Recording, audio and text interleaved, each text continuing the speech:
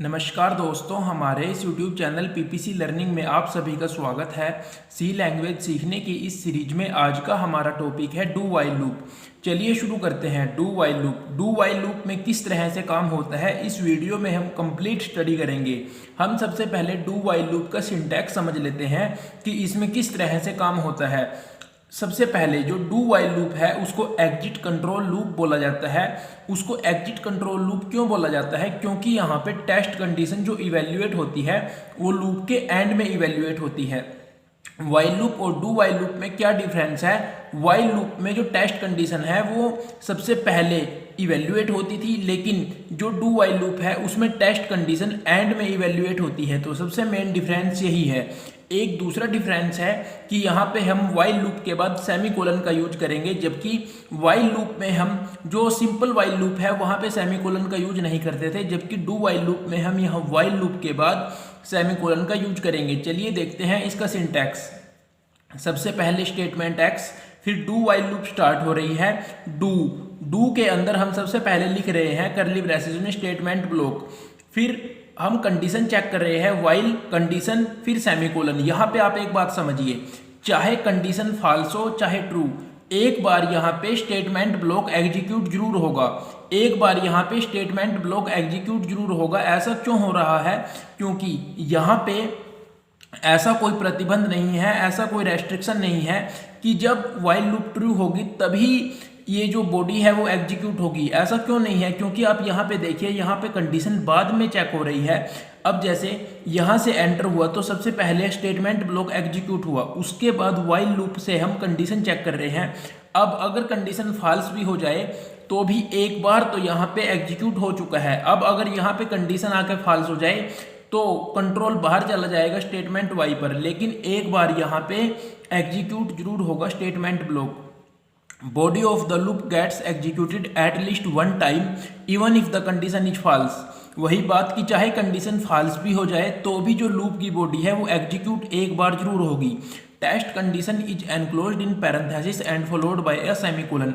आपको हमेशा याद रखना है कि जो सिंपल वाइल लूप है उसमें यहाँ पे सेमीकोलन का यूज नहीं होता था, जबकि जो डू वाइल लूप है तो उसमें जब हम वाइल लूप लिखेंगे और पैरेंथेसिस में कंडीशन लिखेंगे तो उसके बाद हमें सेमीकोलन का यूज करना पड़ेगा। ये कंपलसरी है। चलिए अब इसको फ्लोचार्ट के माध्यम से समझते हैं, जिससे आपको ये टॉपिक और भी अच्छे से क्लियर हो जाएगा। सबसे पहले है स्टेटमेंट एक्स। फिर अब आप देखिए यहाँ पे सबसे पहले अब आ गया स्टेटमेंट ब्लॉक, यानी यहाँ पे कंडीशन चेक नहीं हो रही। सबसे पहले एक बार स्टेटमेंट ब्लॉक जरूर एग्जीक्यूट होगा, उसके बाद कंडीशन अपडेट होगी, फिर कंडीशन चेक होगी। अब अगर कंडीशन ट्रू है तो फिर वही प्रोसेस शुरू हो जाएगी, लेकिन अगर कंडीशन फॉल्स है तो जो कंट्रोल है वो डू वाइल लूप से बाहर चला जाएगा और स्टेटमेंट वाई पे चला जाएगा, फिर स्टेटमेंट वाई एग्जीक्यूट होगी। यानी यहाँ पे हमने क्या समझा? यहाँ पे जो समझने की बात है वो ये है कि यहाँ पे एक बार जो लूप है उसकी बॉडी जरूर एग्जीक्यूट होगी, चाहे कंडीशन ट्रू हो चाहे फॉल्स हो, क्योंकि यहाँ पे कंडीशन एंड में चेक होती है ना कि स्टार्टिंग में। अब देखिए आप कुछ इंपॉर्टेंट बातें। It is exit controlled loop. यह एग्जिट कंट्रोल लूप है। एग्जिट कंट्रोल लूप हम क्यों बोल रहे हैं? क्योंकि यहाँ पे कंडीशन जो है वो लास्ट में चेक हो रही है। It is bottom checking loop. हम इसको बॉटम चेकिंग लूप भी बोलते हैं, क्योंकि यहाँ पे जो चेकिंग है, जो कंडीशन की चेकिंग है वो लास्ट में हो रही है। कंडीशन की जो चेकिंग होती है वो लास्ट में होती है। Since the control expression placed after the body of loop. वही बात है कि जो कंट्रोल एक्सप्रेशन है वो जो लूप की बॉडी है उसके बाद प्लेस है, यानी उसके बाद कंडीशन चेक हो रही है। अब हम इसको एक प्रोग्राम के माध्यम से समझते हैं कि इसमें किस तरह से काम होता है।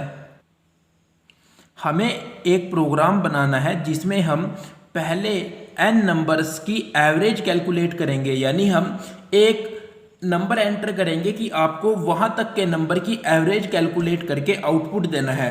चलिए देखते हैं। इसकी शुरुआत एक नॉर्मल सी प्रोग्राम की तरह होगी। Has include studio dot H, has include conio dot H, int main curly braces. अब यहाँ से जो हम डू वाइल लूप का कंसेप्ट है वो स्टडी करेंगे। हम लिख रहे हैं इंट एन। हमने एक वेरिएबल डिक्लेयर किया जिसका नाम है एन और डाटा टाइप है इंट। फिर हम i is equal to 1, sum is equal to 0। हमने एक और वेरिएबल बनाया i और उसको वैल्यू असाइन कर दी 1, एक वेरिएबल बनाया सम, फिर हम एक और वेरिएबल बना रहे हैं एवरेज के नाम से जिसका डाटा टाइप है फ्लोट। अब हम प्रिंट करा रहे हैं, यानी हम यूजर से पूछ रहे हैं कि आप n की वैल्यू एंटर कीजिए कि आपको कहाँ तक के नंबर की एवरेज चाहिए, जहाँ तक के नंबर की आपको एवरेज चाहिए आप उस नंबर को एंटर कीजिए।